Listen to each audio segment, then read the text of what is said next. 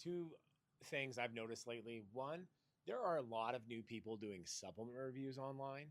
Um, why?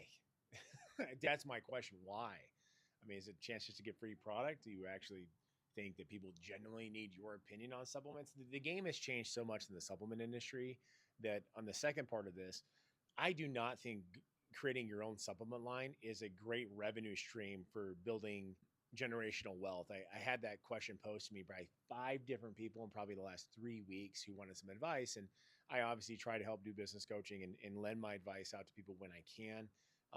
And three of them I talked to recently, maybe I was tired and I'm become a little more like my wife, just blunt and to the point, or like Nick, my business partner, just no filter. And I probably should do more of that in my life. But like, I want to build generational wealth for my family, so I'm starting my own supplement line. I go, well, then you picked the wrong industry. One, if you don't have a mode for distribution and retail sales, you're dead in the water. The days of reading the stories about, no explode and with BSN and Optimum Nutrition, they're dead and gone. They do not exist anymore.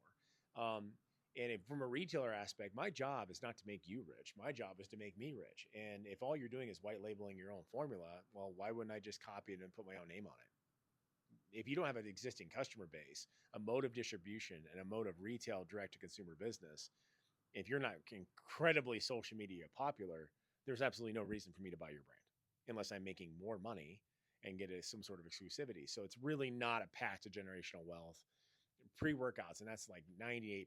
I got my own pre-workout. I'm like, cool. The average consumer never buys the same pre-workout more than 3 times, and that's like the max. And they go into something new because most people's motivation is driven by the pre-workout they're on. It's just kind of part of the mentality of today's fitness cultures. And then the review guys, it's why it's I've had so many brands like, hey, send me free product, I'll do a review of your brand. No, I'm good.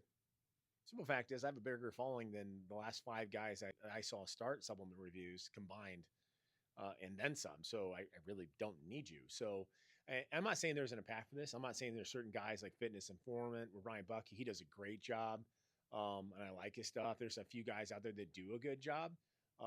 But for the most part, it's a pay to play game. Half the guys that are doing reviews out there are getting paid by their brands to do the reviews in a positive light. So they're not even authentic or organic, anyways.